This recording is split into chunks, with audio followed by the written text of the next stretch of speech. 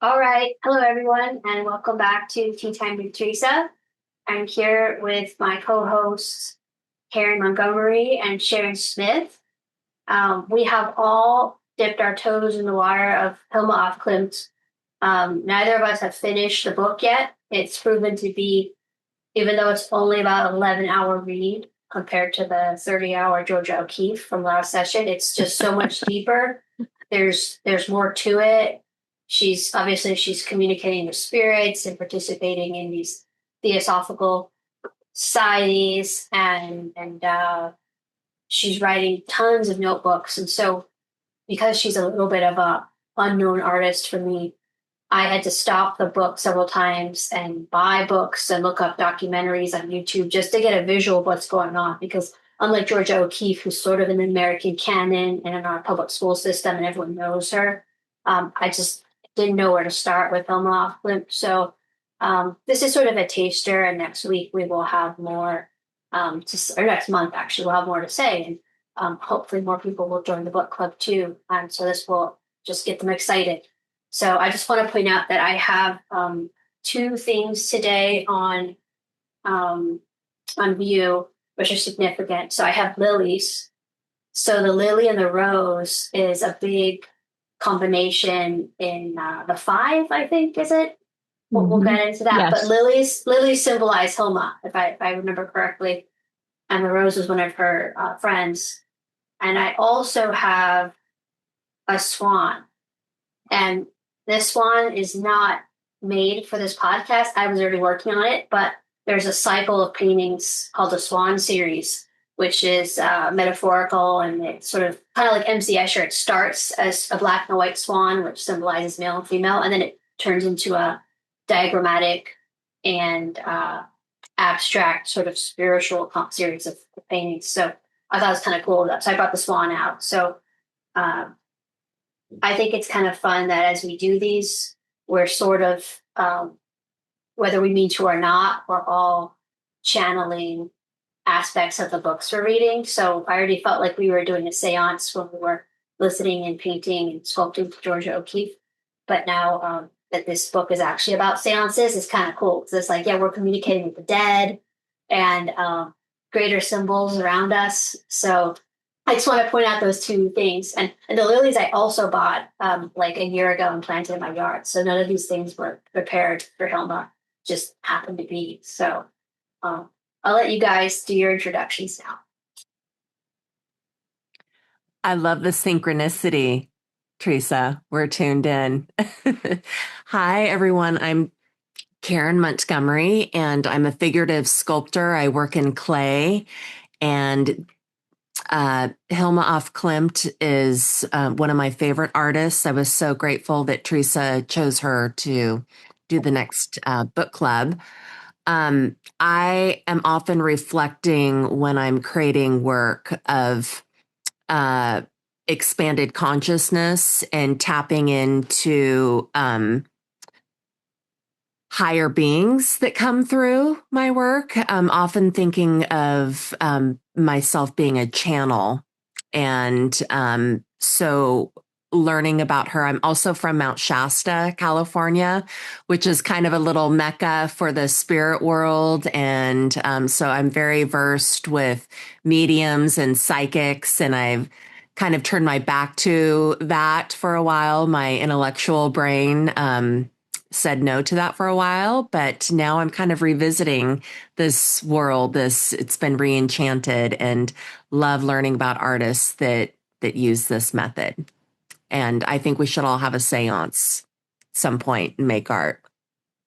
Automatic drawing session Yeah. with Remote watercolor. viewing. Summon UFOs too.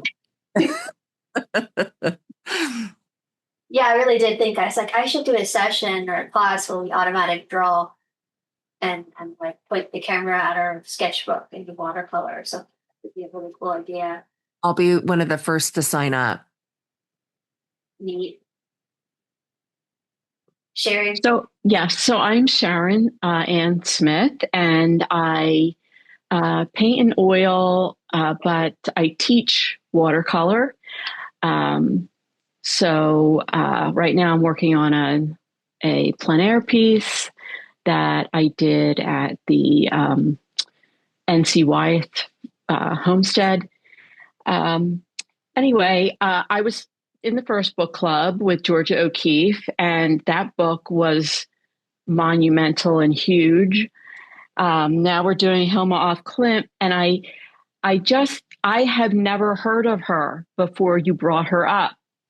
So I looked into her before I started the book, and saw how many of her paintings are huge. And I had no idea about any of it. So I also looked into the Victoriana era and this,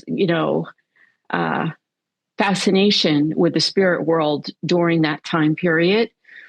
Victorian England was big with that, so it was in America as well.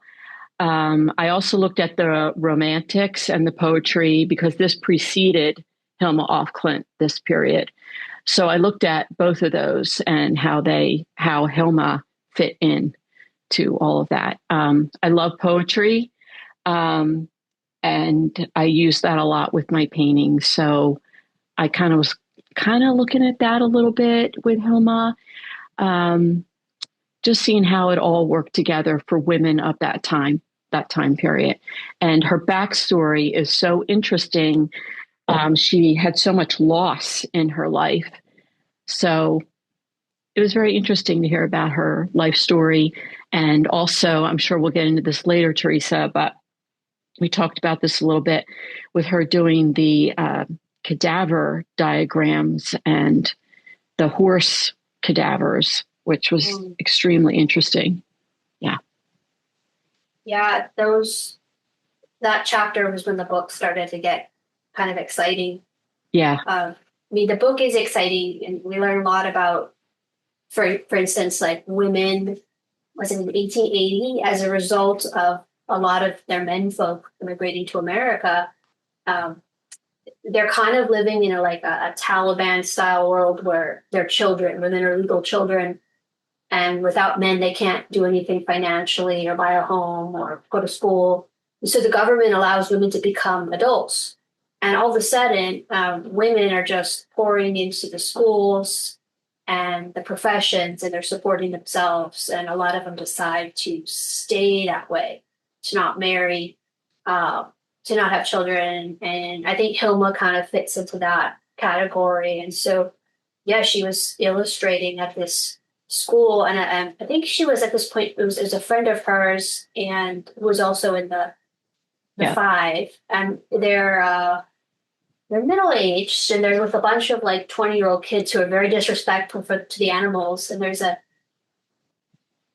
suppose it's sort of a Upton Sinclair jungle comparison, where there's this vet, and he's really concerned with people taking animals, and he believes animals have spirit, and he wants people to treat animals better, but he knows that just telling people that animals have a nervous system and consciousness is going to work. So he explains instead that if we treat animals better, there'll be less diseases and outbreaks, and we'll get more out of them. So she's sort of aiding in making a bunch of diagrams of horse diseases and the reproductive systems and surgeries, and I thought that was a really interesting part. I actually have a book by Ernst Haeckel. I think it was Haeckel. It's this man who did a wonderful series of illustrations of small sea forms. It's a big dictation book. It's I want to say it's 20 pounds. It weighs a lot. And some of his engravings or his lithographs, I guess they look a lot like Hilma af Klint's, some of her work. So that was kind of a neat thing to compare. She kind of reminds me a little of Beatrix Potter in a way, who, similarly wanted to become an illustrator. Beatrix Potter did a lot of really interesting mushroom drawings, but she was rejected because England, I guess, wasn't as advanced at that point as Sweden. So she became a children's illustrator, which is also what Hilma did. Hilma did a lot of children's book illustrations. She taught. Yes. She had friends who did very famous, like Beatrix Potter kind of fame. They name for themselves with children's illustrations. So she's in this professional world, but she and the ladies that she's working with keep hitting a glass ceiling where the men won't quite let them into the societies, especially in the arts. The arts are kind of in the past a little bit and are resistant to women joining. So I was surprised because there was a lot more professionalism and independence for women than I had thought, but the ceiling was there very much. But she was able to just live this completely independent life and then do this whole painting series on the side. And when I was doing my research, I had to listen to a couple documentaries with I think I put in the class invite, but she did a really amazing painting of Andromeda chained to the rock that looked like it could have been done by any, academic painter of the time. Like it was right up there. It would have won a Salon award or something in Paris. It was pretty neat. So I wasn't aware that she did so much, I guess what we would call realism now. So I just love the idea of her doing this abstraction sort of. We think it was done secretly, but actually she went to great lengths to get her work appreciated. And it wasn't working for the women at that time. There was a woman before her who also had a show, tried to get her, I guess you would say like her symbolist paintings recognized. It just wasn't working. The men didn't want to share. Her landscapes were beautiful. I don't know if anybody got a chance to look at her work prior to the more well-known pieces, but the landscapes were beautiful. I didn't see those. I just saw a botanical illustration, like figured it. I'll have to look. Yeah. I was really surprised when I looked all of that up. And I don't like the pieces that I'm looking at in the Visionary book. It's hard because I don't know how large these are I know some of them were shown in the museum. Now, Teresa, did you get to see any of these in person at any point? I've never seen anything in person, but I did watch a lot of documentaries and some YouTube videos where people were taking GoPros into the exhibitions. So I saw a guy taking a GoPro into the Tate Modern, and there was a Matisse there was a Mondrian and Hilma off Klint exhibition. And from some of the other documentaries, what I saw was that the ones made for the temple, that spiral shaped temple that was never created, but I guess MoMA is sort of the closest thing. Those were huge. And she got giant canvases and had to use several pieces of paper glued together to lay on top of the canvas. And the rest of them were, I'm guessing, easel size, but she had to do this thing that a curator in Sweden called a museum in a suitcase. So she created several reproductions of all her works, which if we're to believe, they're not her works. She's just the medium recording what the spirits or the messengers are telling her, which I thought was a really interesting part where she sort of didn't believe like she owned any of this. She was just taking dictation in a way. But she had to create several versions and towards I guess her latter years, like her 50s and 60s, she was bringing a suitcase around and trying to show people everything she'd done in 24 different notebooks, I believe. Yeah, here's like this. So her notebook, I don't know if we're going to be able to see it. Like there is a page from her notebook. I mean, I can't read it because it's in another, but she has like illustrations and she has a notebook. And her work predated Kandinsky, right? Is that correct? Yeah. I believe it did. And I believe she actually exhibited with him. So they were concurrent, but I think she might have been doing her work like decades before he did. Yeah, that's MoMA. Yeah. which is interesting because they say that that's the closest to the architecture she kind of envisioned for her Yes, she did series. a lot of the spiral, the snail. Um, like just looking at her, just a few things in this book, a lot of spirals. Then she has a male and female spiral.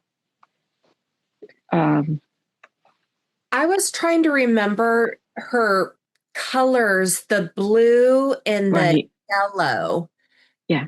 meant a lot to her. And Yeah. she associated blue with the feminine. Do you know Yeah, why that was? yeah, it's blue with the feminine and yellow with the masculine. I think Yellow. everything is Right. a masculine feminine dichotomy, like the Yes. spiral. Yeah. Yeah. Like there was the black and white swan. Yeah. That was also a masculine feminine symbol. And if you look at that series, the swans do begin to get intimate with each other or fight. It's hard to tell, but Oh, I didn't get to that part of the book, but I saw a documentary where the swans begin as opposites, kind of like MC Escher. And then they begin to sort Yes. of like fold in on each other and then they become symbols. Uh, so that's definitely a recurring theme. Let's see. I love that. Thank you for that recommendation, Teresa. That lecture on the Swan series. Oh, yeah. Yes. Yeah. I loved the merging of them, and it almost like they form this yin and yang, and then they Hmm. separate with blending of energies that they leave with from their interaction. And then, as you said, they turn to symbols, and almost like she's describing the dissolution of when one dies and Mm. gets reduced to these symbols and energy. And I was also surprised that she attempted to show her work Yeah. before she passed, because the kind of myth that was presented in a documentary that I saw was that she was completely unknown. No one knew about her except her family. And then 20 years after she passed, she wanted her work to be seen. But that wasn't accurate. And Julia Voss, who wrote this book, was able to historically support that through Yeah. some that she found. But Yeah. It seems to be a common thing where, every time we have a book session, there's a myth, and then we uncover that there's something behind the myth. And I mean, she seemed like she really tried to get her work seen. Like she really wrote to this Rudolf Steiner guy, who was the founder of the Anthroposophical Society. Hmm. And he kind of just like told her to stop writing, and then eventually he made a visit to her, and apparently, like either he wasn't that impressed or something happened, but she stopped kind of doing her work for 4 years, and then she did it again. And I don't know. It seems like she just faced a lot of indifference from the male figures um, in the art world. And by the time she decided to put her work in the suitcase and tell her, well, not all the male figures were bad. She had a nephew who eventually, as per her instructions, took it out. And I think she wanted it put away, was it for 40 years after her death? Her death was around World War II, so it kind of makes sense to put it away for a bit. Maybe she knew a little bit what was coming, apparently. Um, well, that's an interesting question. So, apparently, if you were listening to the book, the spirits seem to be telling her to do a lot of things, right? Like the spirits tell her to be a vegan. They say you have no idea how much harm you're doing to yourself by eating meat. They tell her not to have carnal embraces, but then she's having what seems like, at least the documentaries I'm listening to, she's having relationships with at least two of the women in the society she's in. So there seem to be like quite, what most religions, they're quite involved in her life.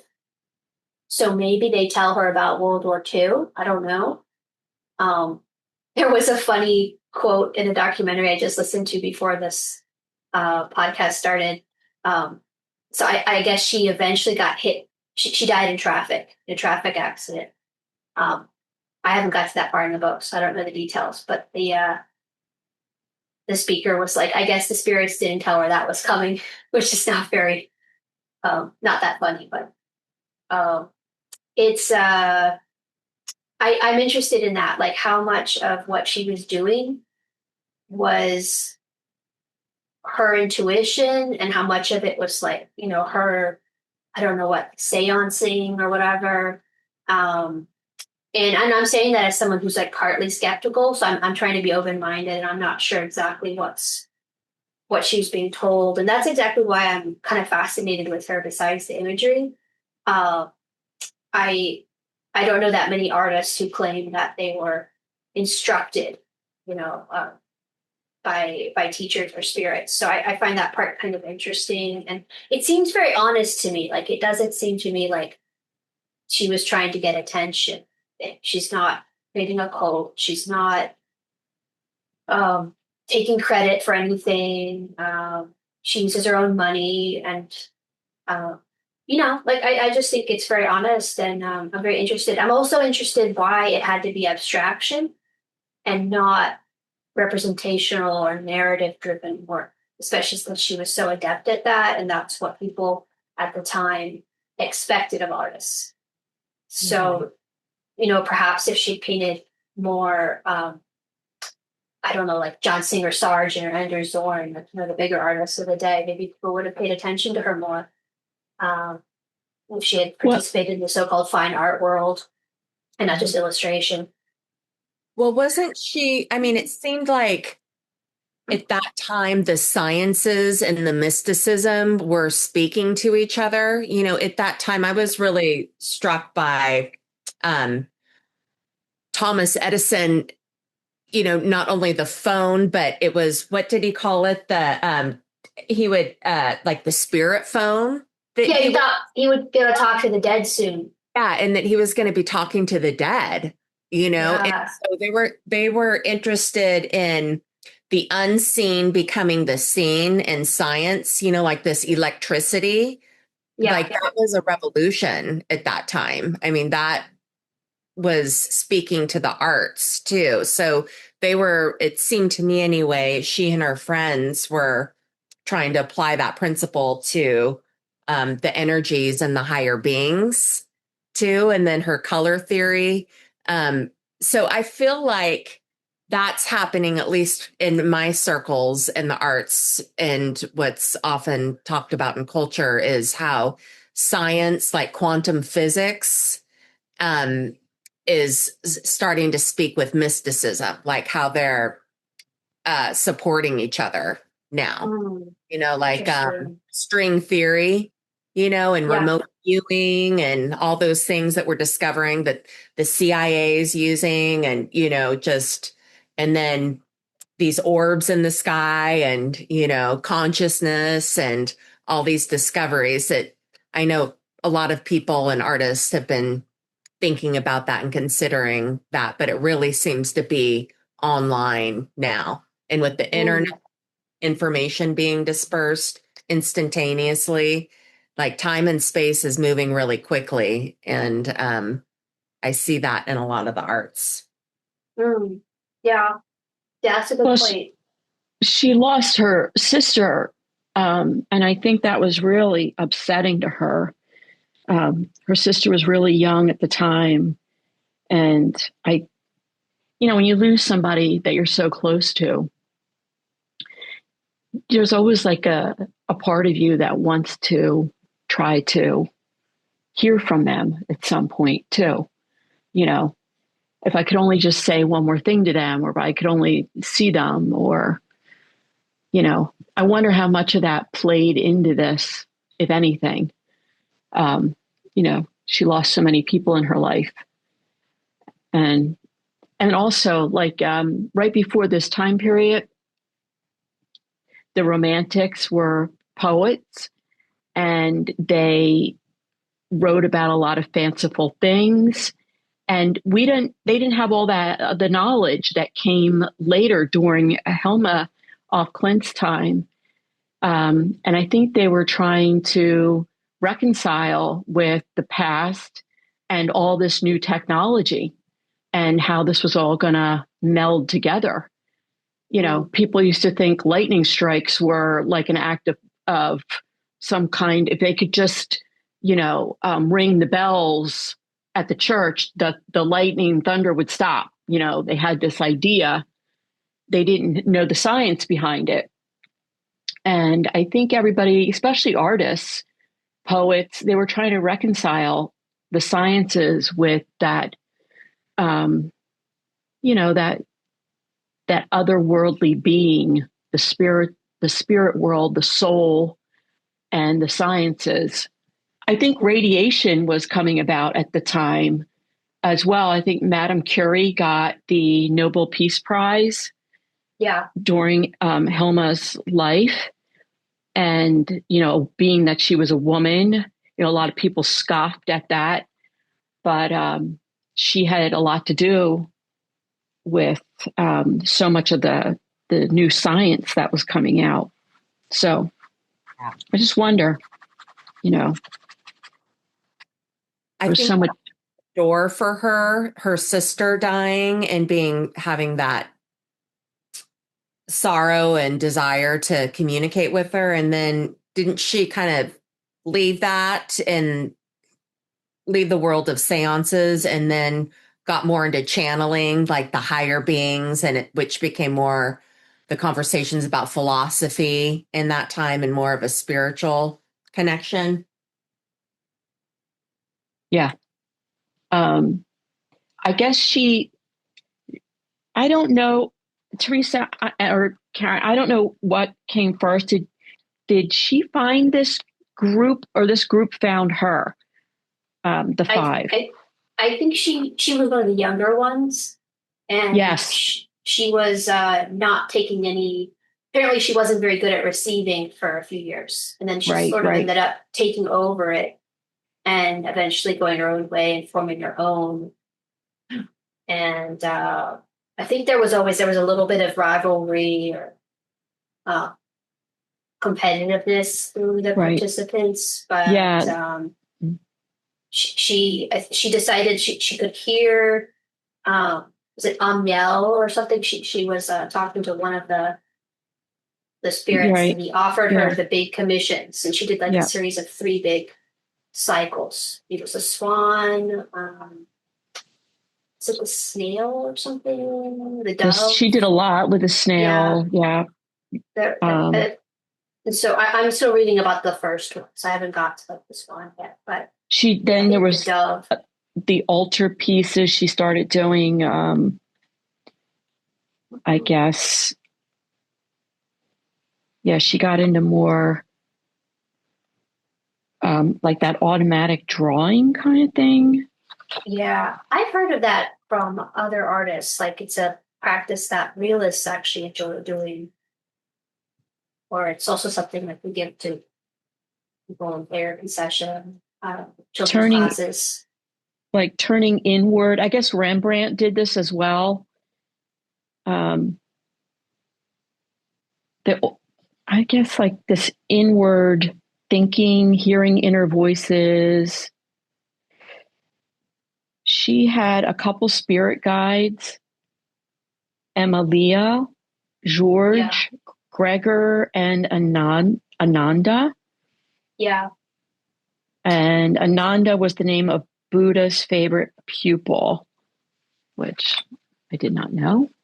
I heard a funny story about Ananda. So when Hilma's getting older and she decides to stop promoting her paintings, her messages, she puts them away and entrusts them to her nephew. And she says, bring them out in 40 years. I think that's what she said. Maybe it was 20, I'm forgetting. But and the nephew's, he's a sea captain, I think. And he does that later when he's retired. He brings them out, and everyone's very interested in them for a while. And it kind of goes like underground again, and we hear about it now.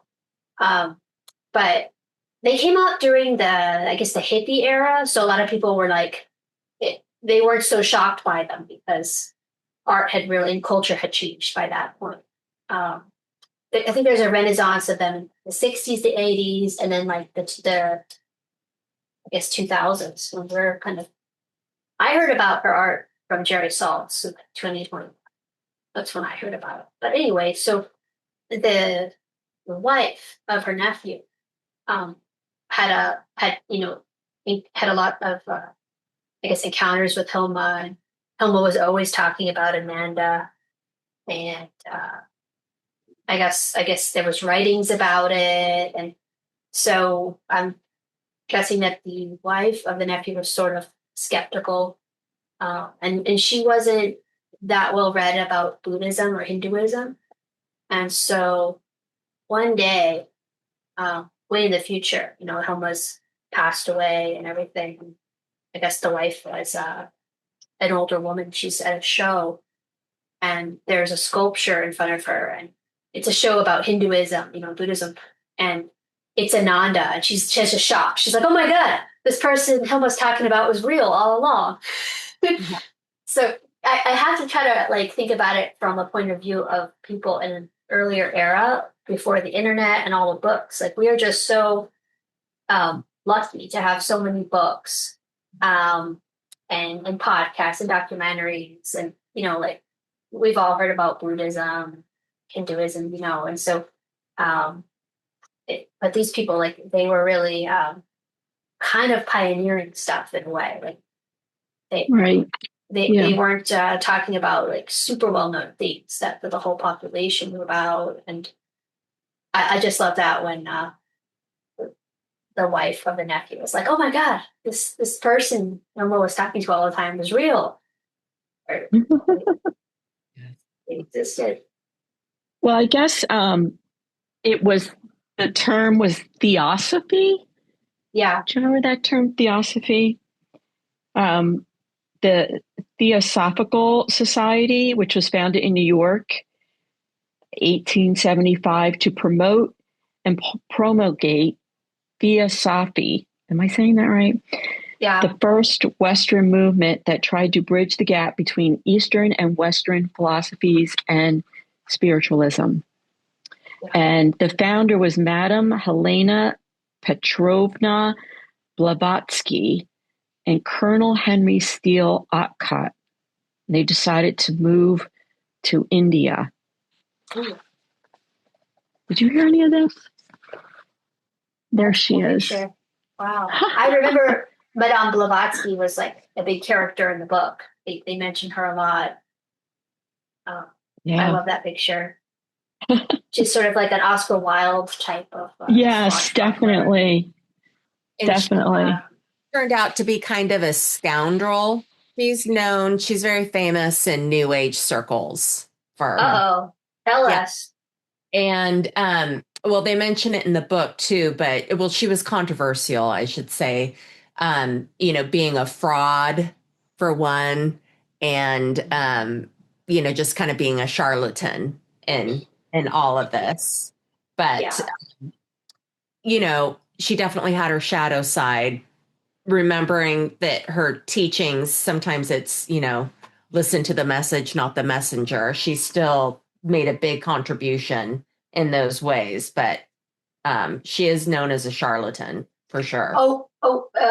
Weren't there two other sisters too who were like, they later went and said, we made it all up, and then they actually got back into the business. So there were several charlatans throughout this phase, I guess, of Eastern and Western culture. It's funny you say that, because I downloaded the Waking Up app a while back with Sam Harris, and I like it. And I think my favorite episodes are like the Alan Watts episodes, but which are old, but the other ones I like to listen to because I'm not really a meditator. I don't have like patience for it. I love episodes about when gurus go wrong and abuse their followers. Like this is a bad, I know, but I like to hear. I don't know why, there's something fun about, like, maybe it's my skepticism, but I like to hear, like, okay, there's problems there, Yeah, right. Careful, right? Especially as you were saying, Sharon, and I know for me, when it comes to a loved one passing, I mean, what we would do to have one more conversation with them. Right. That Yeah. we suspend our disbelief for Yeah. having experience. Yeah. And I'll even say, I mean, it's funny we're studying her. I had an appointment this morning with a medium who's in England that I booked 2.5 months ago. Wow. Wow. My second meeting with her. The first Wow. one, my jaw was to the floor, and she described my dad to a T, like details, personality. And so I was really looking forward to my time with her this morning. And there was just something in the pit of my stomach, a lot of the same questions, the same, it just, there was like a little bit of a shtick that I was detecting. And it was a Oh, little bit disappointing. yeah. But, we all have our off days, but it was just a reminder to me that sometimes these people can help me find my own symbolism and my own experience. And there's part of me that doesn't care if it's real or not. If Yeah. it if Yeah. it helps me connect and Yeah. create my own narrative and it's not hurting anyone and Yeah. then it's I'm okay with it. But Yeah. we do have to be careful, Yeah.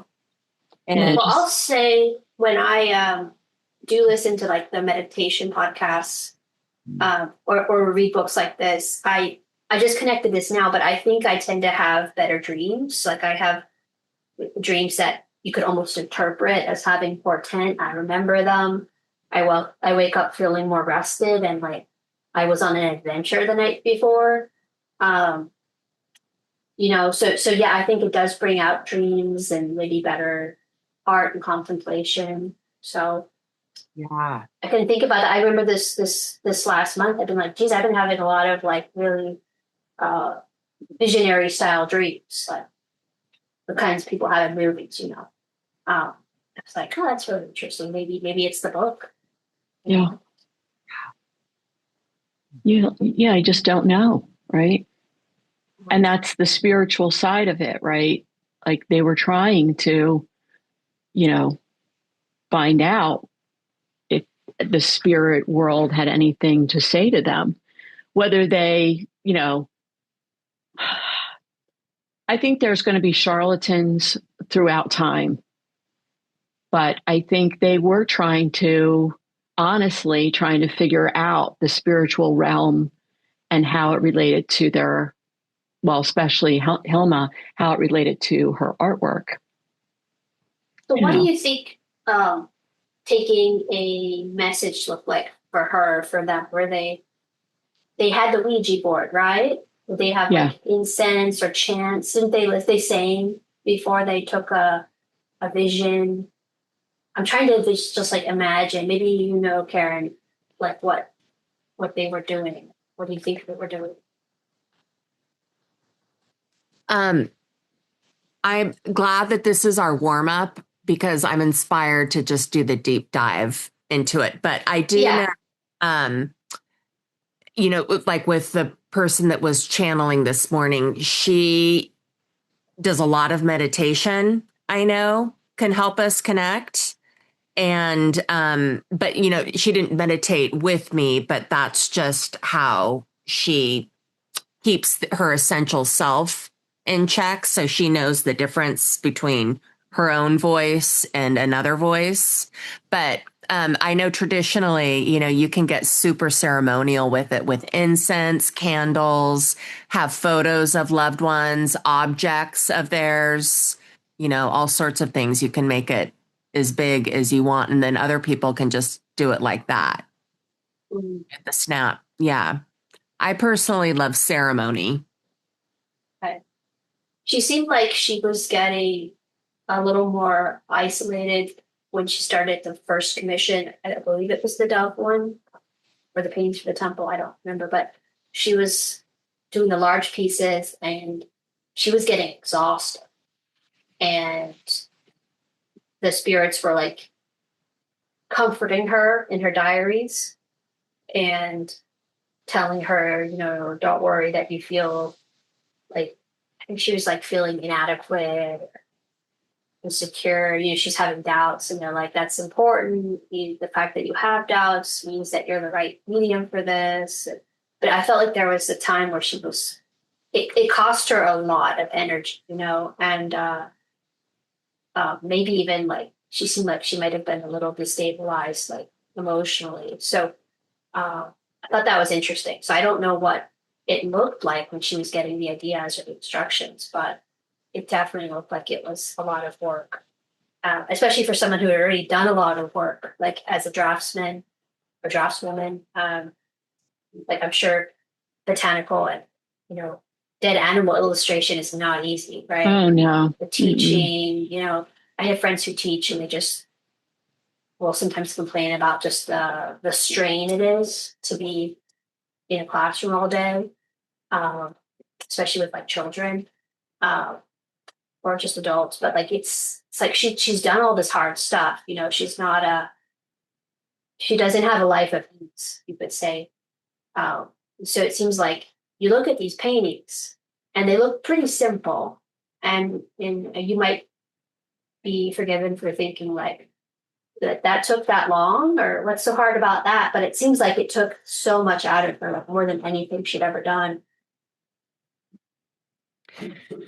Well, it seemed I was doing the math. She was born in 1862, and so in her 40s, it seemed that she did a big push creatively, Yeah. right? With this work. I mean, she was doing her illustrative work and more representational work earlier, but she was showing in her 40s.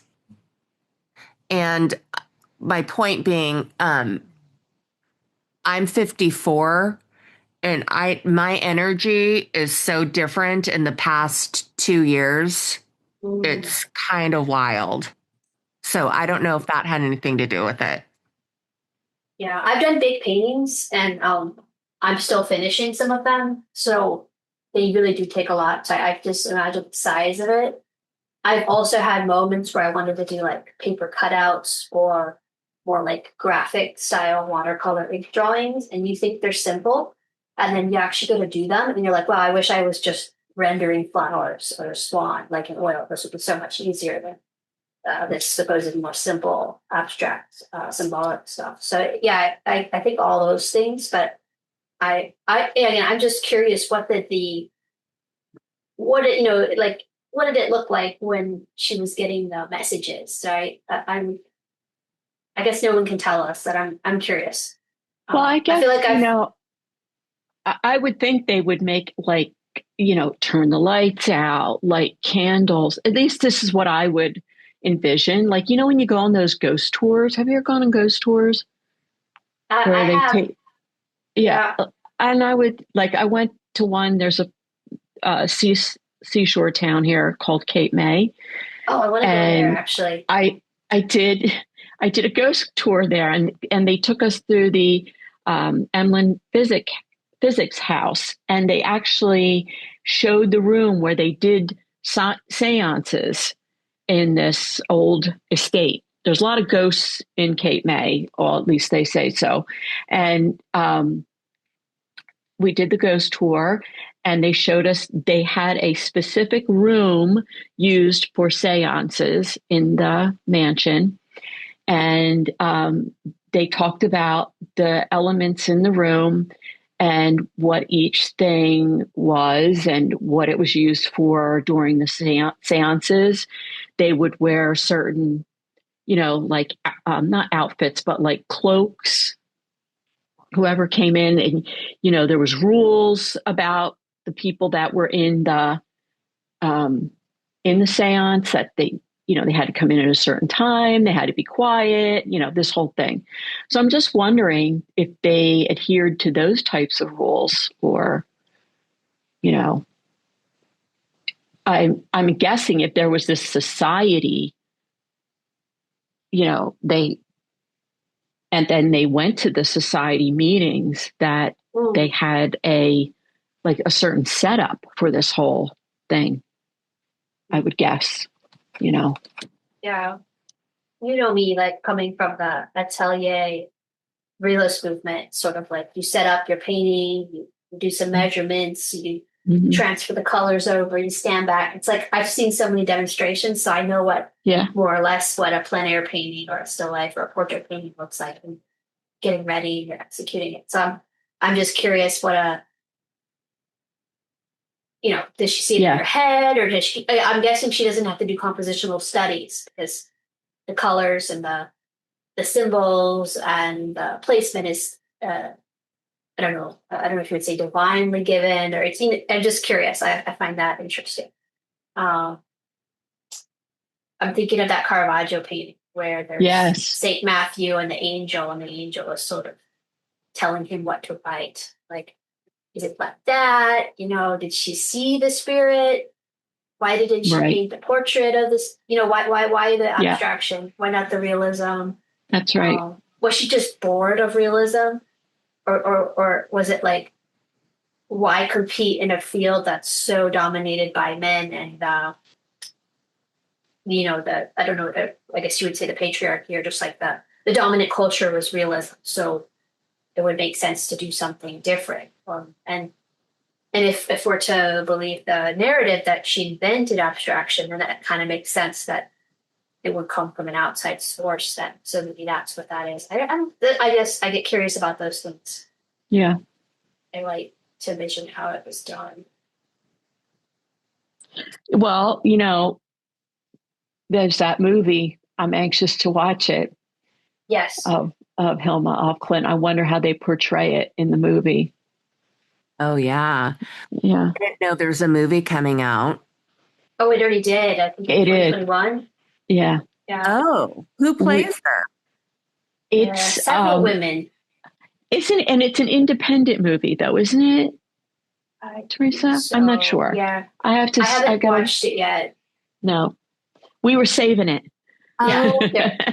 We're savoring this like discovery. I'm really enjoying this, and I don't want to rush it. I see books, like I see these kind of books as fuel for the fire. That's my studio practice. So yeah, so I'm definitely getting into it, and coming from being a realist where you set up reference and you measure the colors out and the values, it's like that can be a little dry, and I would welcome a little more, like, maybe if I'm doing a class, I could be like, well, the spirit told me to put yellow there. Maybe I could have some growth, in my practice here. It would be funny. It would be fun. Like, well, I know, like, traditionally in seances, they're holding hands, right, in a circle, and they set an intention and say a prayer, and often the Ouija board is involved. Like that is used often, right? Oh, yeah. I just remembered something. The DNA spiral, which she uses or alludes to, wasn't discovered yet when she was drawn. So there are some anachronisms that are interesting that we as modern people don't appreciate because we've kind of seen it all, right? But like the fact that she predated Kandinsky, who I'm not super big, I don't know much about Kandinsky and all that, but yeah, there's some things here, like she's drawing the DNA spiral, and they can't see that yet. Right. She's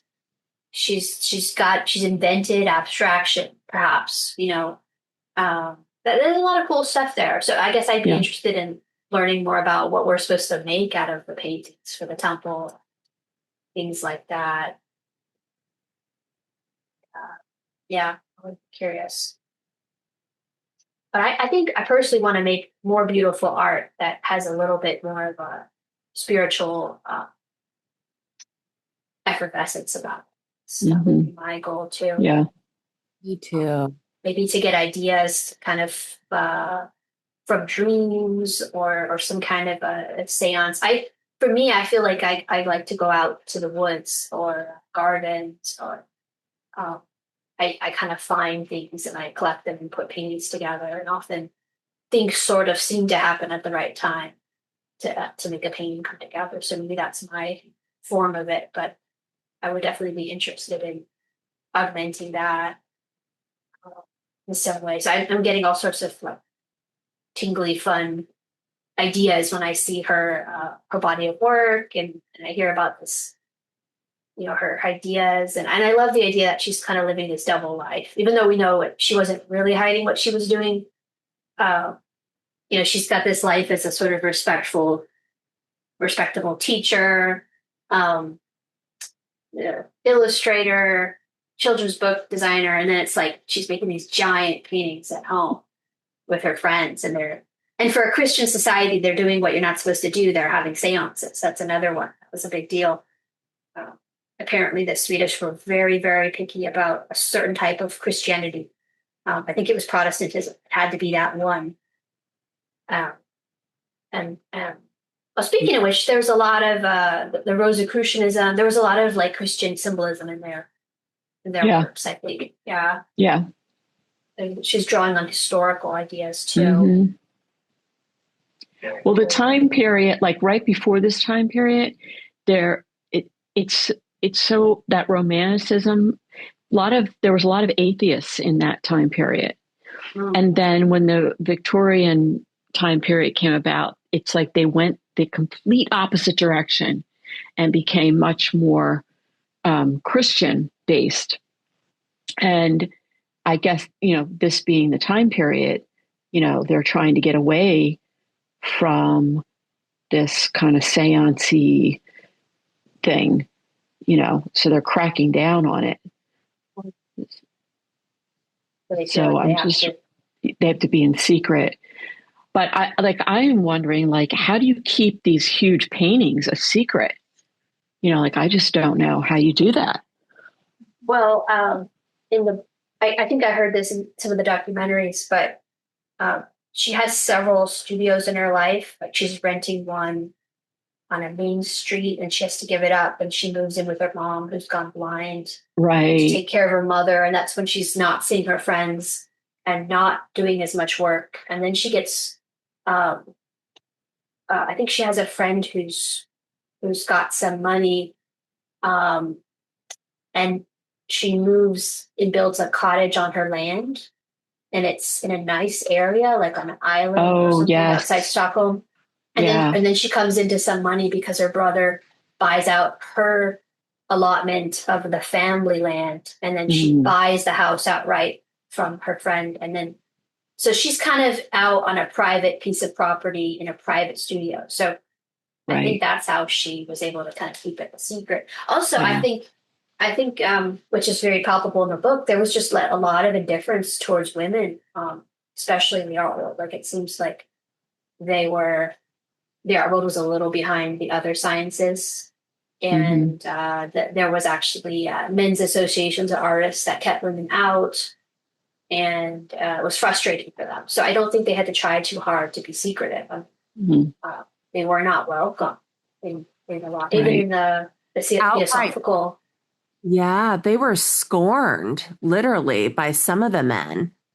Like, it wasn't even just outsider. They were nearly hated in some cases by some men in the art world.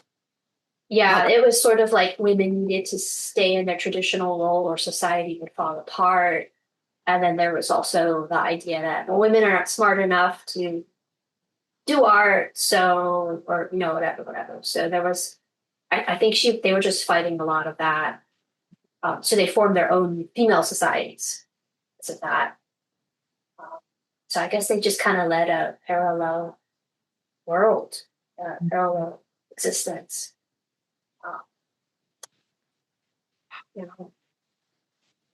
Well, that is amazing about her drawing the double helix DNA, like prophetically or whatever through a download. I mean, if that's not evidence of some kind of download from other intelligences, I don't know what could be.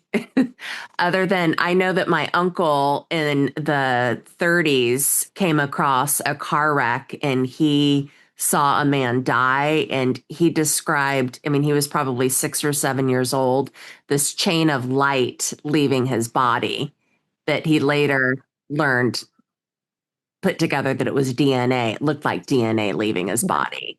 So I don't know what kind of visions she saw.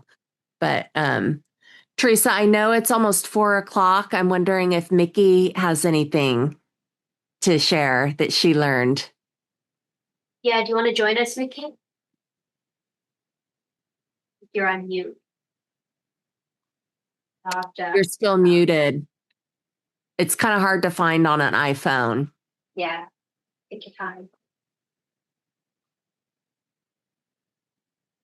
So, Teresa, I'm glad. Are we going to discuss her again in like a month? This is just a warm. Yeah, this is just a warm up. Yeah, I'm hoping that we get more people who are, inspired by our talk, and I know we'll have more to say once we finish the book, and then and I get those books, those actual physical hard copies. I'll have more to say too. I'll be excited. I have the Audible version, and I just ordered the printed version because some of the names that were being mentioned that I wanted to cross-reference, I couldn't pick up the accent. So I'm looking forward to learning more about the other symbolist painters and going down those rabbit holes. There's a lot to. Yes, that's it. I love the rabbit holes. Like I want to know more about Madame Blavatsky and me. Yeah.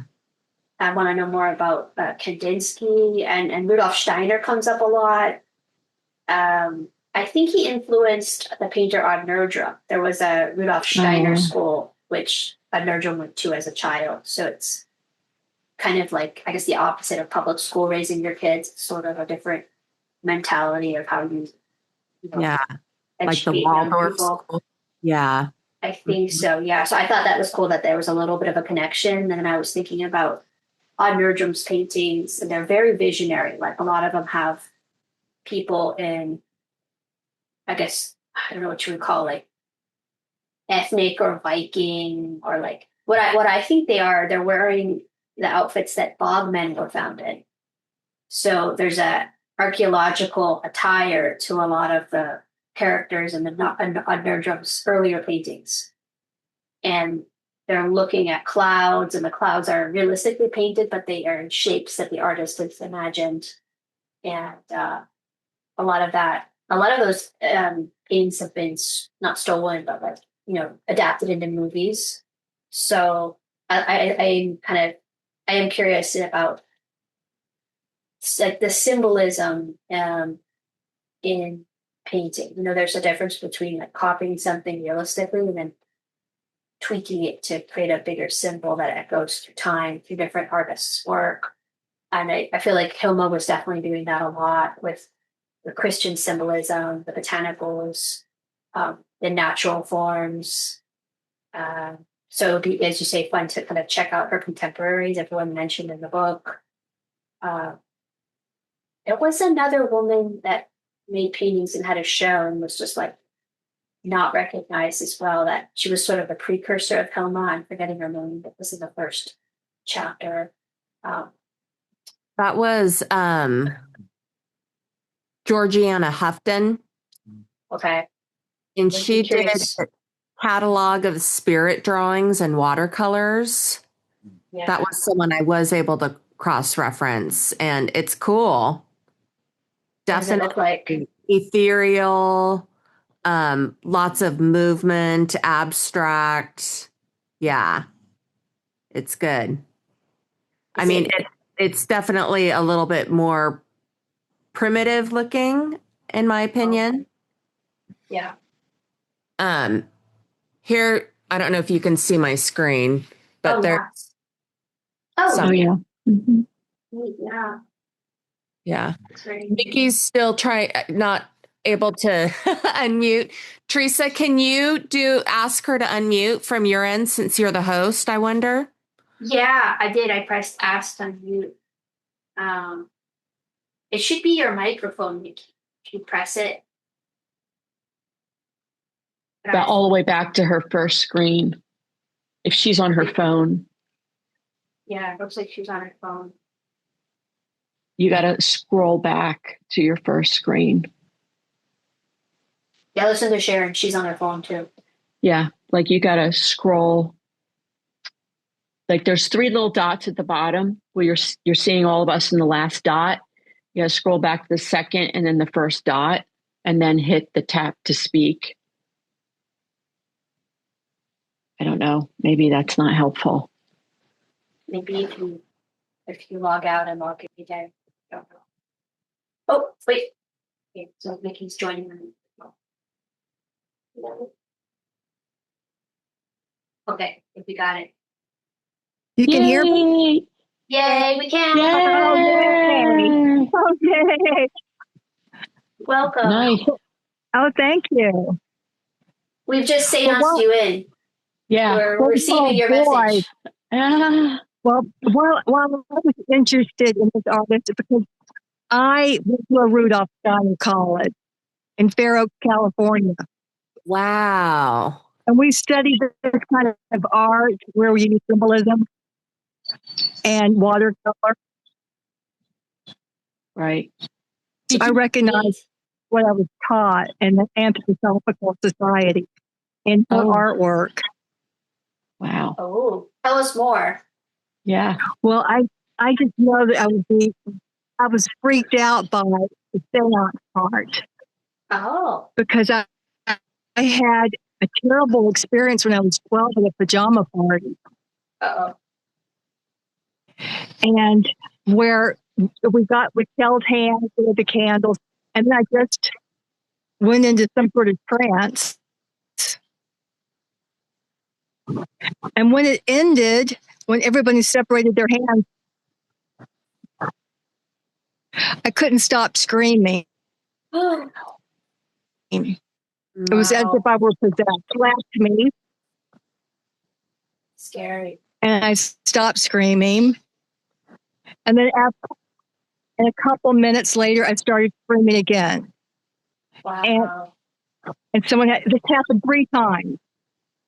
And I just went into such intense prayer as a child, praying for God, Jesus, to protect my soul, my spirit from whatever was happening to me. And it stopped. Wow.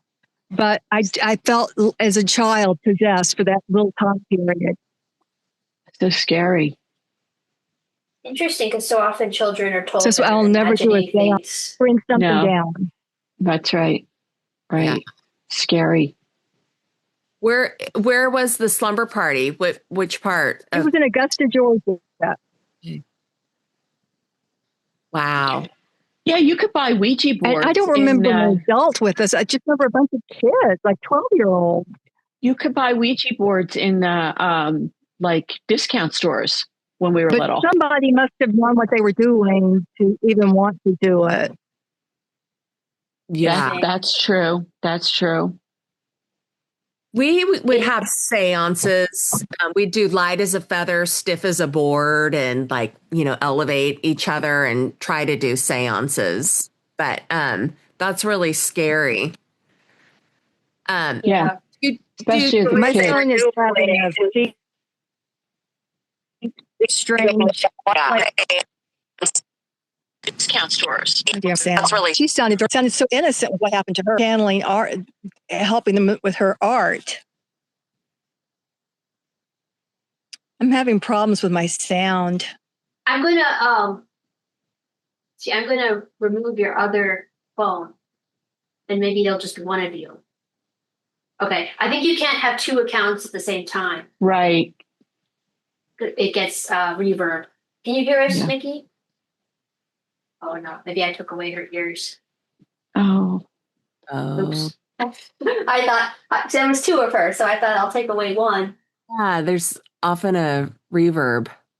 Yeah, that's where she was on the account, but 2 accounts at the same time. I don't know how that worked, but well, when she gets, we'll wait for her to get back in. But I was just thinking, when we are children, we often get afraid of stuff, and we're very superstitious, and we're told in most families, maybe it's different in religious families, but we're told that's all just nonsense.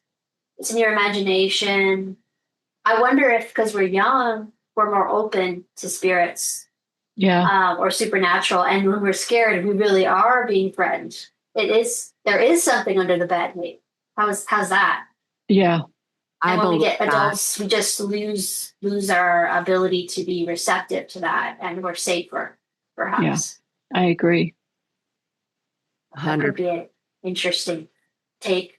I I think we I don't know if I'm sure I had a friend who had a Ouija board. I don't think anything weird ever happened. I like to collect stories from people who've had weird things happen, experiences, because I'm curious, uh, skeptical, whatnot. But yeah, that's really fascinating. So I guess maybe you need to be an artist who's like both super like a master of their craft and receptive to spirits, and that's what Hilma was. Because I think a lot of artists are like great at their craft, but just never get any kind of spiritual message. Nothing direct. Maybe it's a dream or their life just goes a certain way, but they think they're in control or they think it's random. Um, and yeah, maybe it's just rare to have two in the same body. You know. Yeah, I would be very curious to see what kind of art Mickey does or would do if she had a similar experience. Hmm. Well, I'm gonna hope Mickey comes back. I'm gonna just because I removed her. Oh, okay, maybe she'll come back. Oh, she comes back. Thanks. Her reception was a little bad, but I thought it fit the theme here of receiving messages. Right. That's possibly what the messages were like. They were probably hard to understand. Totally. Yeah. I recently took a class taught by Eric Wargo. He wrote Time Loops. He's a anthropologist, scientist, but he teaches working with dreams. He thinks that we live in a block universe, like that we're able to remember the future. Keep in mind that he's a physicalist. He's not like a spiritualist at all. He looks at this from purely a scientific perspective. But he thinks that through our dreams, often we can have precognitive memories. And he was talking about a lot of artists having this ability that it comes through art. And there were a lot of people that had precognitive dreams around 9/11. And there was this one artist, I forget his name. He was an African American artist and he was obsessed. He was a sculptor, a bronze sculptor, and worked with planes. His dad was in the military and was a paratrooper, but he was commissioned. He was chosen to do a residency in the Twin Towers. And he, prior to that, created a sculpture. He did a self sculpture of planes flying through his body, crashing into his body. And he was in the Twin Tower during 9/11. So, Teresa, you mentioned that you're going to be maybe paying attention to your dreams. And I know when we set the intention before the dreams and start writing them down, they become more active and there's more information in them, once we start remembering them. Yeah. Yeah. When I get them and they seem like significant, I'm never sure what to do with that. But one of the interesting things is I usually remember them. Yeah. But I'm like, I don't know really how to interpret that. Yeah. But well, sometimes we don't know for a long time. It's good to write them down every day, like first thing when you wake up. And they might make sense like a year from now. Right. Yeah. The ones I get that I've seen like warnings, it's usually an animal, like a kind of predatory animal. Ooh. Yeah. And I've got enough of them now that I'm like, oh, that could be bad. So I think I was a jackal one time. And then there was the jackal one happened because I was dating someone who was bad for me. And I had this dream that there was this black like dog, like kind of just sitting next to my bed. And sort of it looked kind of menacing. Yeah. That's so scary. That turned out to be like, oh, that was a warning, like get away from that person. They didn't quite know they were bad. They were dangerous yet, they were sort of hiding. So it was your higher power letting you know. Yeah, I like to think that there was another one, like a similar one that with no animal, but it had another thing. Yeah, and then I mean, there's more. Like they usually the animals do something. I had one a few nights ago, right before we did the strike on Iran, but it was like it was Central Park, and there was this great arch, like a classical arch, and through it, people were coming out, but they were moving really slow. They were like dragging themselves, and there was this like fear in the air, and there was like two cheetahs, like kind of frothing at the mouth, like they had rabies, and one was dragging a kill, like some kind of antelope or small gazelle, and the other one had a woman in its mouth, like a blonde New Yorker. And they were just like, they were going slow. And I remember going towards the one that had the woman, and I was like trying to like shake it away from the woman, again, to let go. And then it started pursuing me. And I was like running away, but then I was slow. Like it was like slow motion. And it's just like its mouth was like all horrible. And it was like about to get me, but I was just staying far enough away, but not gaining, not losing. And I was like, I'll just jump up on that arch. Like I can climb. I used to be a rock climber, but I was like, I don't have the energy to jump up anymore, even though it had handles. Like, what am I going to do? There was more going on, but I get those kind of weird dreams, Yeah. That's loaded with symbolism. I would definitely start tracking dreams if you're having dreams like that. Yeah. They have, it's hard to explain, but the feelings, the emotions that you're getting, colors, it's very cinematic stuff. And lucid. Yeah. Lucid. Yeah, kind of lucid. They're almost lucid. They're not quite. I have a way to tell when I have a lucid dream. Usually I've lost a tooth or a fingernail. So in this one, I had lost a tooth. And I was like, oh, there's something weird with this one. Should I wake up? Should I stay? They're usually longer, and I don't remember the whole thing. But I can always tell, like, because I've lost a fingernail's broken or a tooth's fallen out. And I'm kind of like, you realize I believe I've lost a tooth, and I'm like, oh no, how did that happen? I've been taking such good care of my teeth. But then I'm like, wait, that's the trigger, because I don't usually lose teeth every day or, fingernails. So. Well, there are techniques you can use. One, if you want to lucid dream, because it's a whole world. Once you know you're in a dream, you can fly, you're in control. You can use this dream state to go do these amazing things without any limitations, right? So that's a beautiful thing. One of the things that you can do, I've heard, and I tried it in a dream. I had a lucid dream the other night. Look at your hands in your dream, and then that activates the lucid dream. You're like, okay, I'm in a dream. Now I can do whatever I want. Yeah. And I was able to do that. And then I dropped out of it. I'm like, oh my God, I'm dreaming. I can do whatever I want. And I started to fly. And I was flying toward this orb with trees growing out of it. And then I popped out of it. But yeah, you can get really good at it. I've had a lot of flying ones. Yeah. Yeah, those are cool. Yeah, I should start taking note better of dreams and stuff. But I know some people like drawing their dreams, but I like to like the dreams of the dreams, and then I like to like make my own paintings up. not necessarily copying the dreams. It's like I want to make my own world. Yeah. Yeah. Oh.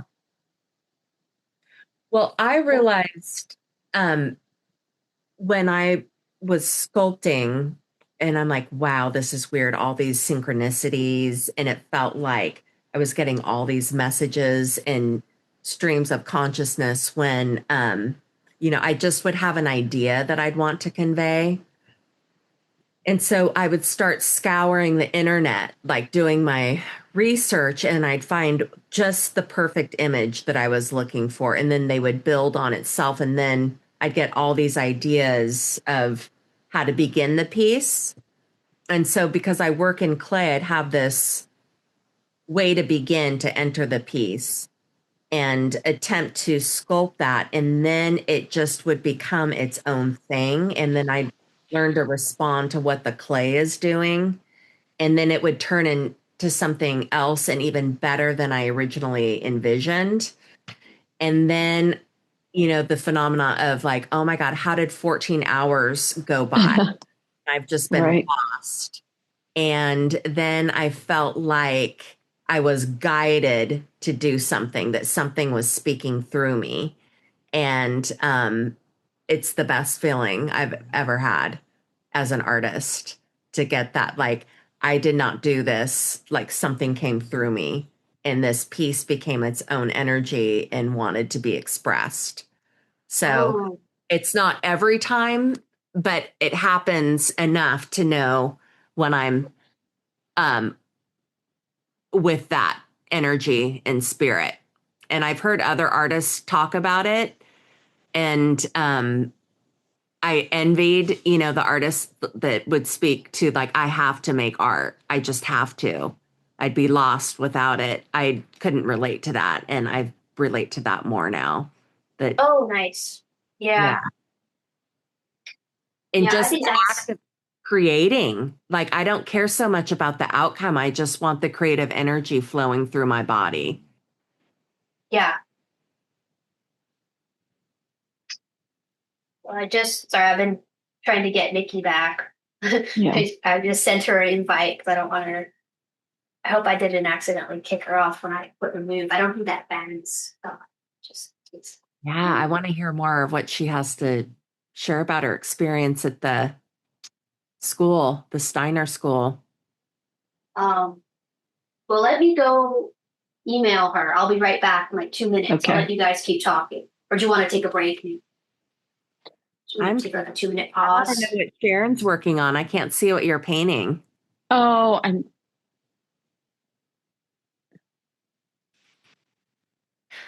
so I go once a week to the Wyeth Museum to paint. It's an hour for me, and it's too far, really, because the traffic is ridiculous, but it's beautiful there. So I just started this piece, I guess 2 weeks ago. This week I went, but it was too hot, so I had to work from photo inside the house. So that's what I'm working on. I haven't been plein air painting since my mom passed away. I do not, when my mom passed away, I had no dreams at all for, I want to say, over a year. But I don't like dreams because they're very realistic to me. And I've multiple times have had dreams that came true, like not in a good way. So I try not to have them, I guess is what I want to say. So, Understandable. and I can't watch any like horror movies or like CSI kind of things because I have very vivid memories of things. So I don't know, maybe most artists do. I don't know if they do or if they don't. But I personally have very vivid images that stay with me. Well, that's very, very scary, especially if they're precog and they weren't good. And that would make sense. That some trauma around that.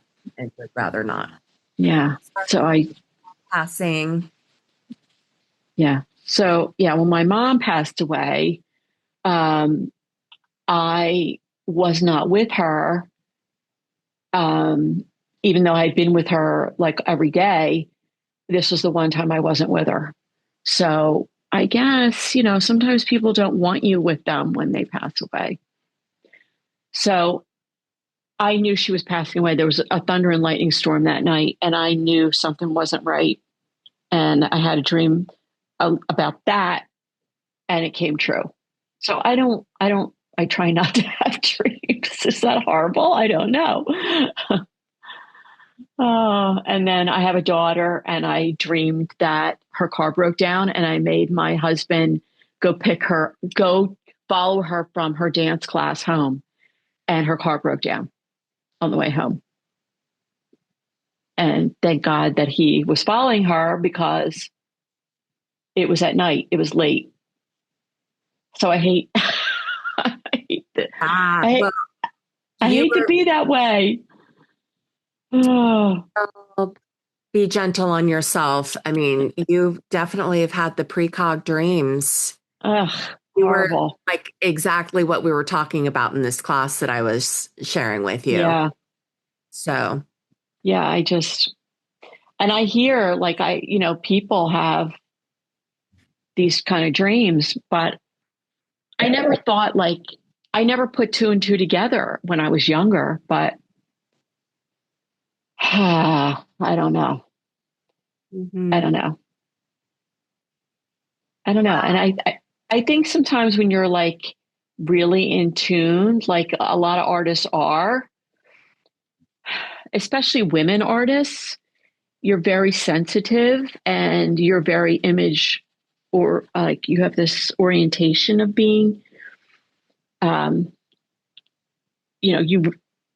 it's a good thing to remember images, especially when you're painting or sculpting.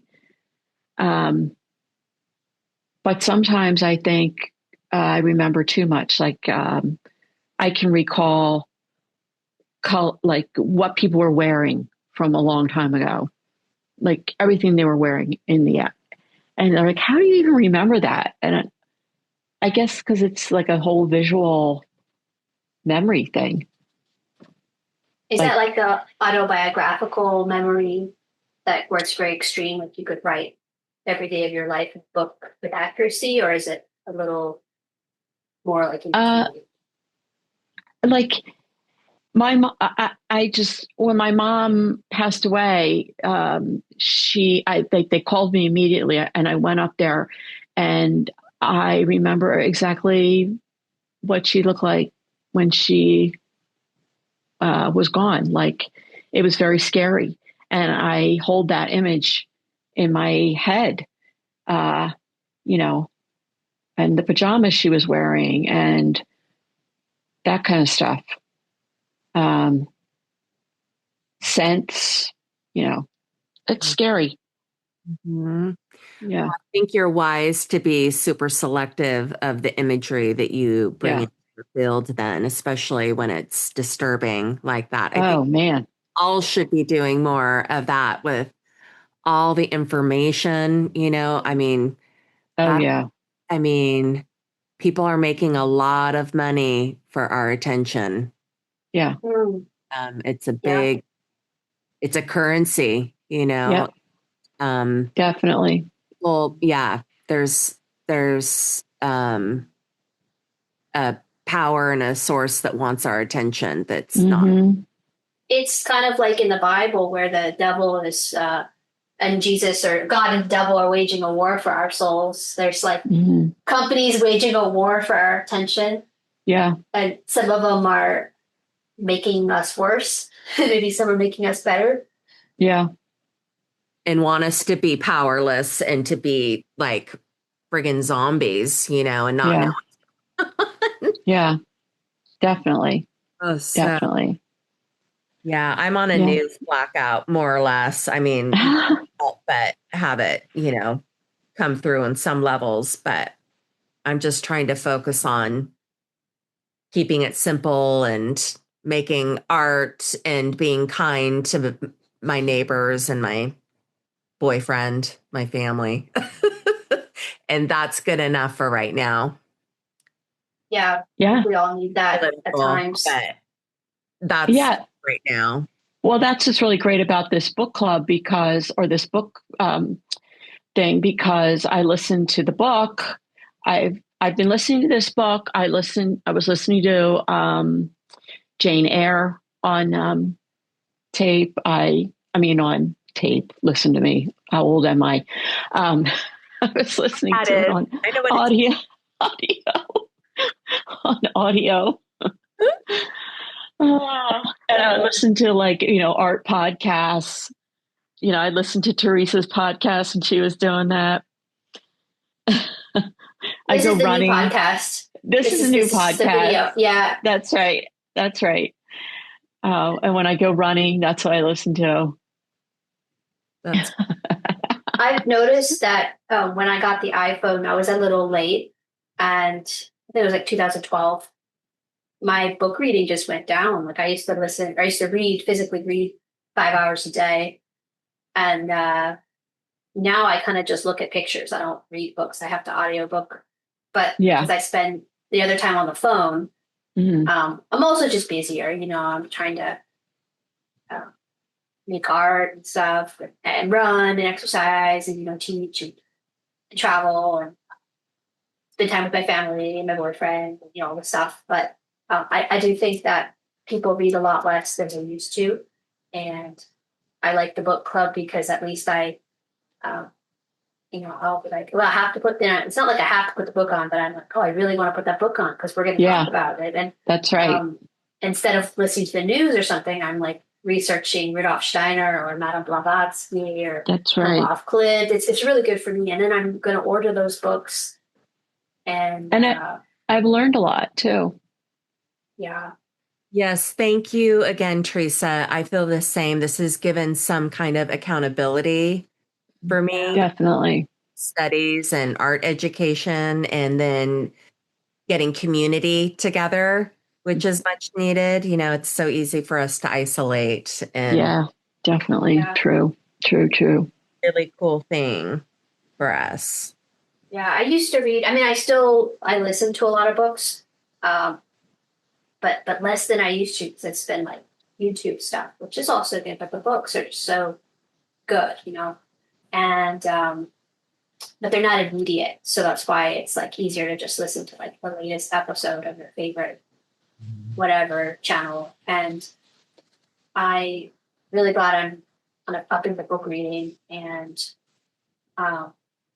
when I was reading even more, and maybe now, after I would finish a book, I would get on Goodreads.com or I would get on Amazon.com and like read every review I could ever find. Yeah. I had all these questions, and so I was like, I want to be part of a book club, but it's very hard. I would be part of book clubs, but it would be very hard to actually get everyone to read the book eventually, or we feel like we were rushing. And I feel like something about recording this and putting it out on YouTube makes it much more likely that we all read it. I don't know. It's like the perfect combination. I like that it's artist biography kind of. It's really neat. So the next time I am going to rent that movie on, I think it's Prime that I saw it on. I'm going to watch that. I have a little bit more to listen to of this, of this book. What is she doing in your book right now? Like, where are you at? Well, she had that. Her mother passed away, and there was the accident. But when you were talking about the horse, the sketches that she was doing of the horse, I was thinking about that. And, horses were like, people were still using them for, to get their goods to market, get them to the train. And And I don't think horses were treated very humanely. Oh, no. And especially city horses, it was really bad on their feet. yes. And I just found that, like, it just made me think about that a whole lot more as well. And the vet that she was doing these, I guess he was a vet, that she was doing the diagrams for, I just thought that was really kind of admirable of her, because that was not easy to do. They were talking about the horses, and anatomy books show everything dry and pristine. And some books, I have one from the 19th century. It's like idealized bodies. And in real life, there's mold and there's fluids and stinks, and I'm sure there's bugs. And apparently the young men, veterinary students, were not very respectful, and they always were like sticking forks in the horse's eyes and just like desecrating. It's disgusting. The bodies, yeah. I don't know if I could do that. I have to be honest with you. After telling you all that stuff that I just told you about the imagery, I can't.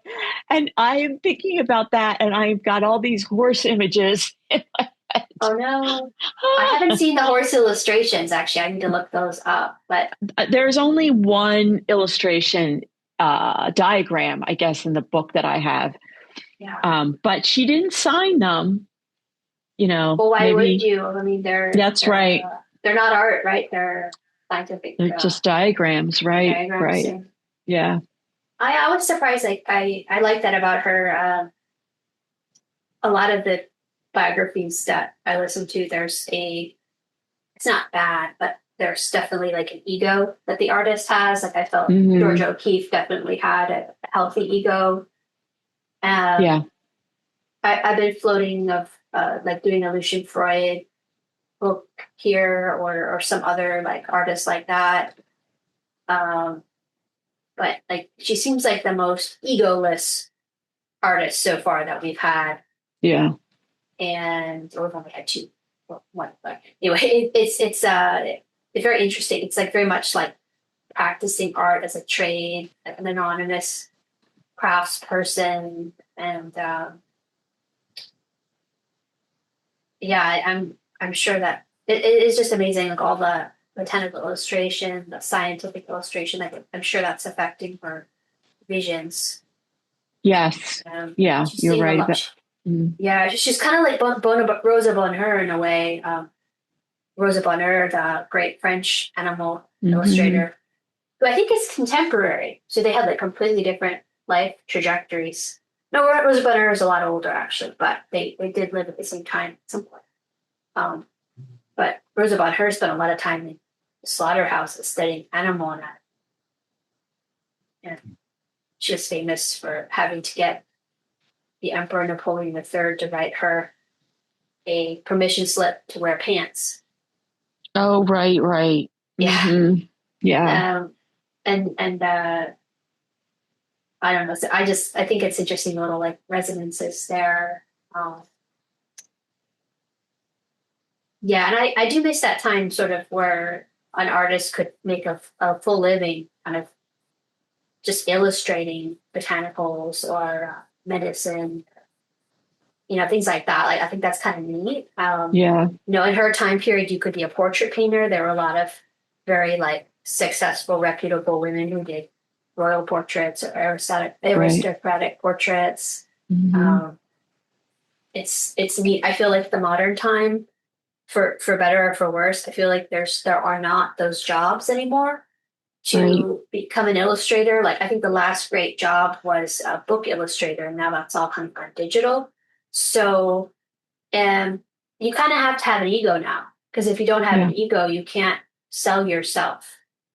And so it's interesting to see her art because it's all very egoless and kind of more in tune with like maybe some of the artists of the old days. I know a lot of the old artists have those, but like I don't know. There's a sort of a craftsmanship with a matter of factness about it.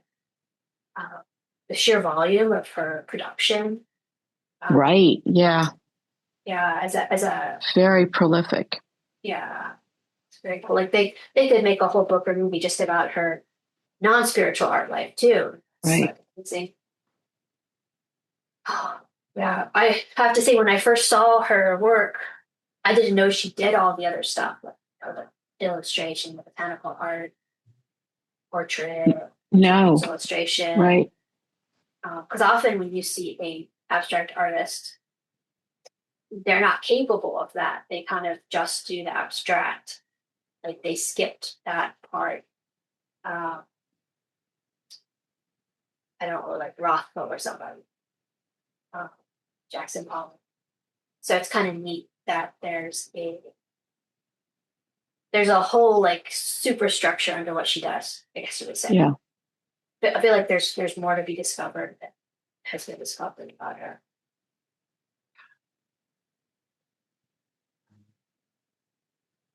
Oh yeah, and what were you saying about the Brandywine? I come up downstairs. Oh, I go to the Brandywine Museum once a week to do plein air Oh, at the where N.C. Wyeth and Andrew Wyeth. The painting Christina. yeah. That's the farm that's there, and Oh wow. it's owned by Carl Kerner now, which is also a relative, but the Yeah. museum has taken over the I guess the conservatory of the farm on Ring Road. So it's the one where N.C. Wyeth was hit by the train right near this. Yeah. So I go once a week. Traffic's terrible up that way. But I don't have much plein air places near me. It's too congested. So I go up there. Nice. So, yeah. But it was so hot. It was so hot. Really hot this week. So I was inside. Yeah, same here. Photo. It's really crazy. So yeah, it's hot here too. I'm gonna have to start doing my waking up at 5 a.m. if I want to go outdoors because it gets super hot. I ran at noon today. So you're still with us. You're not asleep. Yes. Where do you live, Sharon? I'm outside of Philadelphia. I'm like 20 minutes outside of Philadelphia. I'm near Morristown, New Jersey. Yeah. So I'm 45 minutes from New Hope, Pennsylvania, Bucks County. Yeah. Okay. So, and then from Teresa, I'm about 2 to 3 hours, depending on where she's teaching. So, yeah.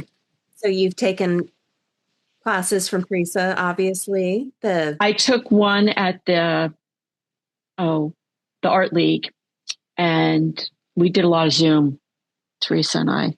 Yeah. My which was boyfriend good. turned me on to Teresa Oaxaca. I guess it's been 10 years ago. Wow. He was obsessed with her work. And it's like, you've got to check her work out and check her out. She's amazing. It's like she stepped out of time. So I obviously fell in love with her work. And then Teresa taught in San Francisco a workshop. Oh, yeah. Nice. Then when I was at the atelier where she taught, I had just taken like one sculpture or one ceramics class. And while I was there, I learned about Alicia Ponzio. Yes. In San Francisco. Yeah. It's just fun looking in hindsight how one door opens the other. It's like, had I not learned about Teresa, I would not have learned about Alicia, which opened up this whole world. Isn't that awesome? That's so great. Yeah. Yeah. Because you've come so far. Your sculptures are really sophisticated. That's so great. Thank you. I put in a lot of work and met the right teachers and had the passion for it. So that trifecta will excel anyone. Does Hilma being mostly a draftswoman painter, does that affect the way you get ideas as a sculptor? I mean, you could still color, and you color your sculptures with add media, but are you like how would you Well, compensate for it not being a flat artwork that you would make? You have like more options, like you mentioned wanting to do swan maquettes. yeah, I was inspired by you. I thought, oh, it'd be fun to explore the swan in just a little maquette. Yeah. Especially that long, beautiful neck, and then work with the textures of the wings. And Yeah. but I guess my interest more is the creative process that she had, and then invoking the spirit and having that be her inspiration, and then the exploration of science and spiritualism that interests me too, the way Mhm. she brings um, all that through. But I interestingly did some watercolor a little while ago. And what I ended up doing was I was filling a block just in my emotional life and just got a Sharpie pen out and was just drawing the chaotic feelings and moving the pen around, and then just got watercolors out and created shapes out of it. That Mhm. was really fun. I hadn't done 2D in a long time. I mean, naturally, I would take a workshop with Teresa at any time, but I thought these were kind of cool. Here's one. Oh, Oh, lovely. nice. Yeah, I like that. Wow. And, I was just thinking of like, I feel really tight around and confused. And then I just wanted to break through the barriers. And so I felt like I described that good. And then I was thinking about the different levels of consciousness in this. Ooh. And Wow. so, Wow. That's so awesome. I mean, they're just It's like little sketches, but when I brought them home, Arthur said, "Oh, Hilma off Klimt." And I'm Yeah. yes, thanks, Arthur. I didn't definitely. realize that that's what I was doing, but You he's were. he cuts through the bullshit pretty quick. I like to have him around. That's Yeah, I great. like those. Yeah. It's beautiful.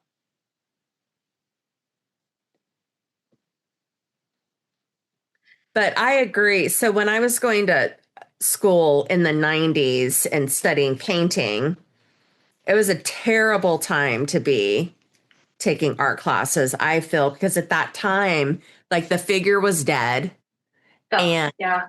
it was all about referencing like philosophical and political ideas. Mhm. And I was lost and I felt like a fraud and Wow. found my shtick, but it was not a good time for a sensitive person like me to be doing it. So I felt like back in 2017 that I got a second chance at going to art school. And now it's wonderful. There's all these ateliers and Yes. Mhm. great to Definitely. artwork and art classes. And, with technology, I mean, the exposure, like, I mean, just going on a computer and being able to see what other artists are doing all over the world. And, Mhm. It's like you know, telepathy. yeah, totally in real time. And then, just listening to the audiobook, I mean, I was able to look up all the artists at my fingertips. It Yeah. was just amazing. I mean, Teresa, I know you're a little bit younger than me. I don't know how old you are, Sharon, but I mean, I remember when the first email was written Mhm. Mhm. and Yep. when, dial up internet was happening. Mhm. So, like, for me, I will always be amazed that we can do Mhm. that as opposed to, my nieces who don't remember it the other way. But it's still amazing. I'm glad I'm in awe of it. It's Yeah. important to be Yeah. in awe, I think. Yeah. Yeah. And use Definitely. it the right way. Like I know we were I was talking about like, oh, I think I read less books now. But at the same time, I think I prefer having this telepathic kind of internet connection with people because you can just like pivot your art direction really quick and take a class or expose yourself to new artwork quickly without even having to go travel to see it. Like I've never seen Hilma's work in person, but sometimes I think it's good to not see it in person. I do like seeing it in person, but as someone who traveled a lot, what would happen was I would just see so many things, kind of like scrolling on the phone, and I wouldn't be making art for like weeks or months at a time because I'd be just traveling.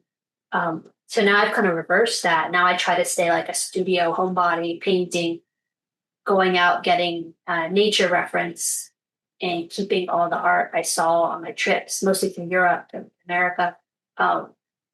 You kind of like just as a guidance in my head, but I think that that I'm just gonna make a little sketch here, but let's say like I have a lot of people. I love Sargent. I have a great respect for Sargent. Someone just gave me a new book of Sargent and the Wertheimers, the big art collector dealer family, and I think that could be a book club book. We need like a Sargent book club because there's like so many Sargent books, for example. That's He's right. like Georgia O'Keeffe, and that like there's just so much about him we can delve into in this times. But I have people or friends who spend so much time copying Sargents or visiting the shows as they travel around the world.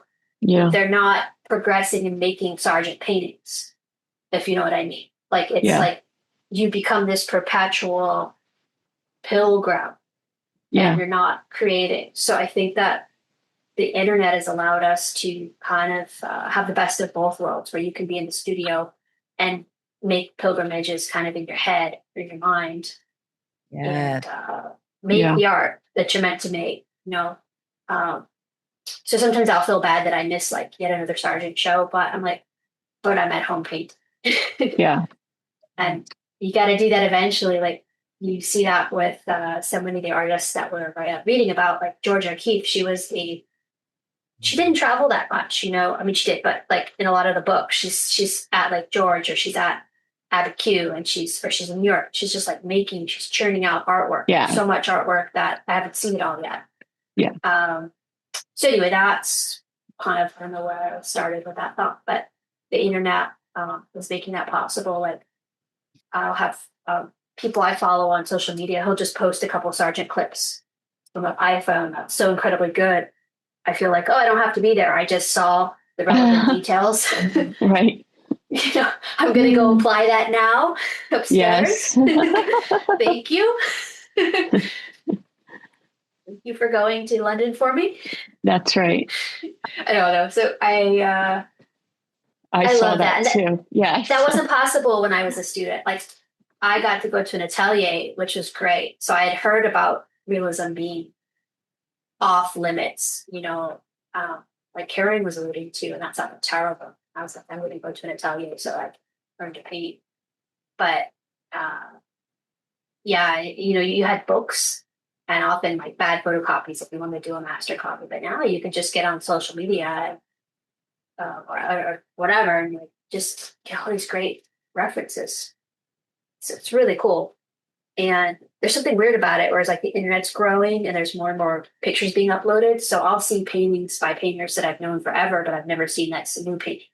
And it's not a new painting, it's an old one. It's just someone's made the pilgrimage and put it up. And I'm like, oh, this is great. Yeah. It's a great feeling. I don't explain it. It feels like time travel or like we're all living in the same time period or something. Which I suppose in the history of like the world, we kind of do live in the same time period. Like even though we're separated by, in some cases, like 100 years. So just like, okay, we never had a chance of meeting that person. It's not that much time in the history of life on Earth, for example. So we're all kind of neighbors. I think time is speeding up in telepathy. I love that perspective, Teresa. I agree. That's been my experience as well. And I think your initial comment of using the internet correctly or in a good way, like it can be so empowering and so helpful. And I know for me, I have to be super like intentful, like my intentions, because before I know it, there'll be some little image, and it's by design, naturally, as we talked, and I'll be on Instagram looking up stuff like friends or people I don't like or whatever, and it's like a half hour goes by and I don't even know, how did that happen? True. But I try to just follow artists on Instagram, and actually I don't really go on Instagram anymore.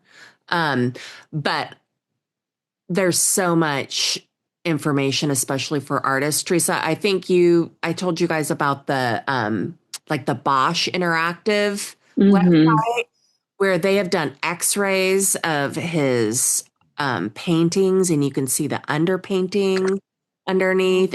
Wow. Magnify it like 500%. It's incredible what's available. And I agree. It's like, you don't even need to go. Yeah. It's you can better. definitely go down rabbit holes on there. Yeah. But that's on me, right? All the more reason to like be clear and. But again, that's why I think like this book thing is really great, because I can focus on this instead of all that other crazy stuff that I like to. I have a room downstairs. I just call a parlor, and it's like no painting goes on it. It's like for meals, tea, and receiving visitors. And it's a small room, and I have a circular table in it, and it's like a square room. And I have, I try to always have flowers in there. And lately I've been growing flowers. So I just go to the garden, cut them. And at the moment I've been getting lilies. So I have like way too many lilies, and it smells really strong, but I like that. Yeah. And it's just bursting with like 50 lilies, all different colors. And then there's apples and like fruit and garlic, things I cook with or eat, kind of like a still life. Yes. And then there's a stack of books that are relevant. So it's Hilma off Klint books, the John Singer Sargent book that I just received from a friend, and around and tucked in corners, because I run out of space on my bookshelf, I have other books like of other artists that I really should open. So it's like I try to put the books that I should be paying attention to around me physically. Yeah. I'm not trying to decorate with books, but it kind of is what it is. And that helps me like kind of try to stay on track. Yeah. It's like rotating the books. Yeah. It sounds like it's your little temple, your little spiritual temple. Yeah. Yeah. I've tried it both ways. Like there was a time where I was like, well, if you're not going to paint the flowers, that's a waste of money. You shouldn't just buy flowers. And I was like, I'm gonna paint the flowers, that way I'm not being a bad businesswoman. But like I try to always have flowers now. And right, yeah, fruit, books. It's I don't know if I got this idea from the book Brave New World by Aldous Huxley, but there's a scene in the beginning. So they are hatching humans. They've basically no one gives birth anymore, and they hatch humans.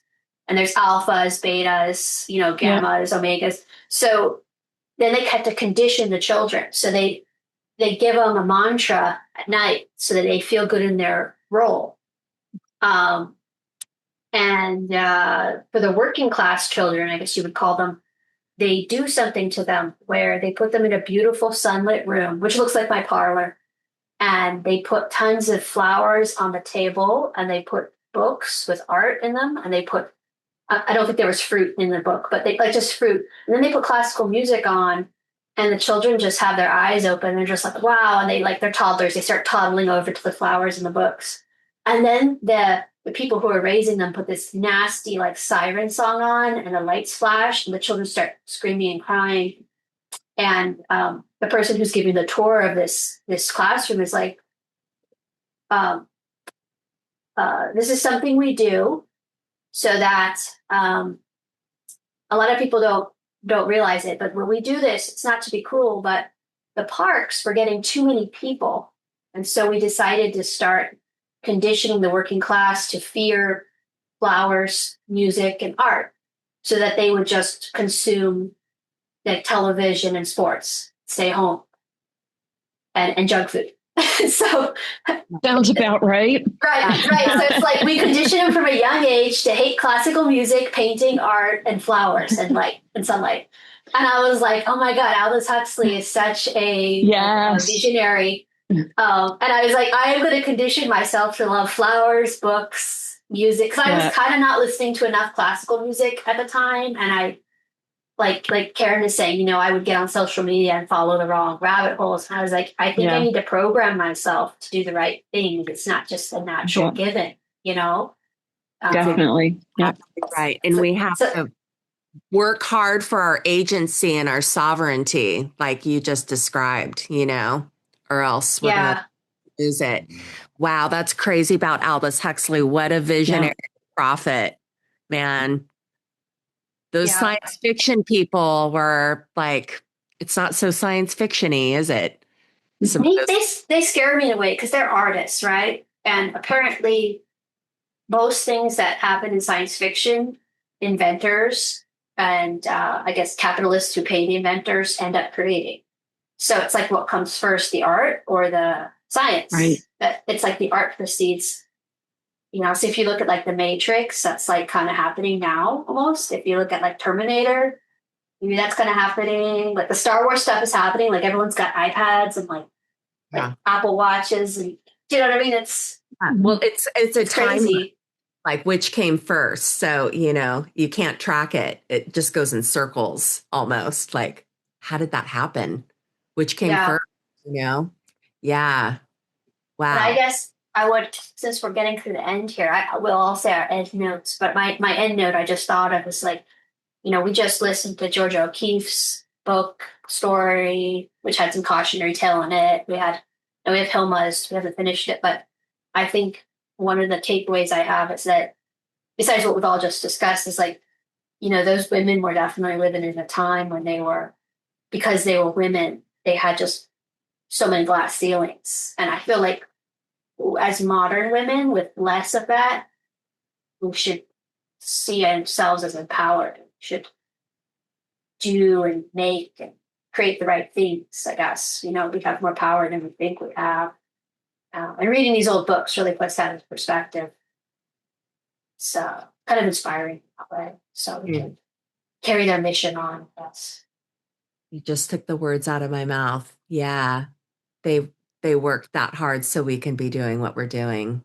And imagine if Hilma had a podcast, right?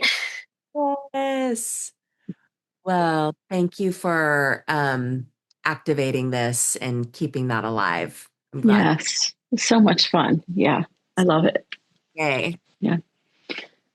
And you'll let us know when the next one is? Yeah, I think we should plan some date in July. Maybe July 20 something, a month away. I think if we do these every month, that'll be good. Not too much, not too little. Yeah.